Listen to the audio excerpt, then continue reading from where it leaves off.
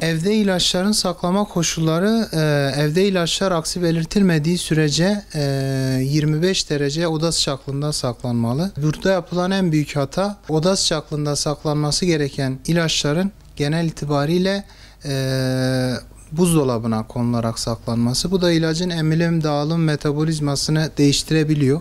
Eğer bir ilacı eczanede rafından aldıysanız onu tekrardan normal bir oda sıcaklığında saklamanız gerekiyor. Eğer buzdolabından aldıysanız ve buzdolabında saklanması gerekiyorsa buzdolabında saklayacaksınız. Evde bekleyen fazla ilaçların değerlendirilmesi hususunda devletin ciddi bir çalışma yapması lazım.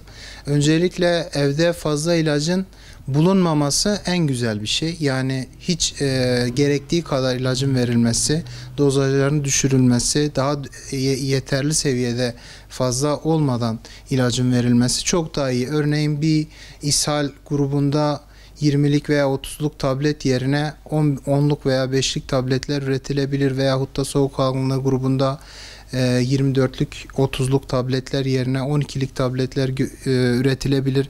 Esasen 30 tabletin tamamının 10 gün boyunca kullanılması gerekse bile bazen hastalarımız kendini iyi hissettiğinde bu ilaçları erken bırakabiliyor. Tabii antibiyotik bunun dışında tutuluyor. Antibiyotiğe en az 5 gün devam etmek gerekiyor. O kutuyu bitirmemiz gerekiyor. Bunun dışında da zaten kolay kolay hasta ölmedikçe, eğer kronik ve sürekli kullandığı ilaçlarsa kolay kolay fazlalık gerçekleşmez. Son kullanma tarihinden daha çok önemli olan şey ürünün saklama koşullarıdır. Yani bir ürün saklama koşulları eğer kötüyse miadına 1,5 yıl kala bile bozulabilir.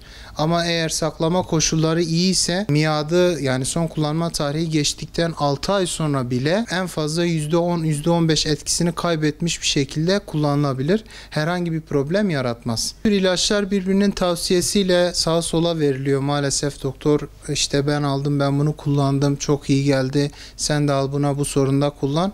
Bu çok sıkıntılı bir tavsiyeler. Bunlar çok sıkıntılı şeyler. Çünkü o hastanın kendine has bazı özel durumları olabilir. Kullandığı farklı ilaçlar olabilir.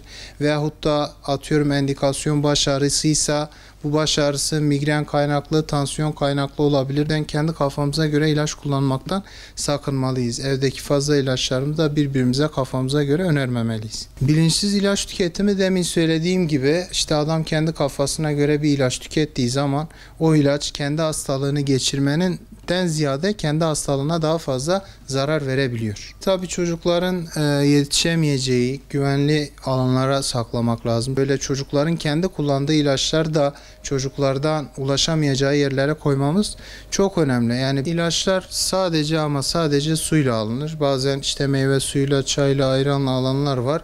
Fakat ilacın aslı suyla alınır. Çünkü ilacın emilim, dağılım ve metabolizması, etkinliği ve güvenilirliği sadece suyla denenir laboratuvar ortamında.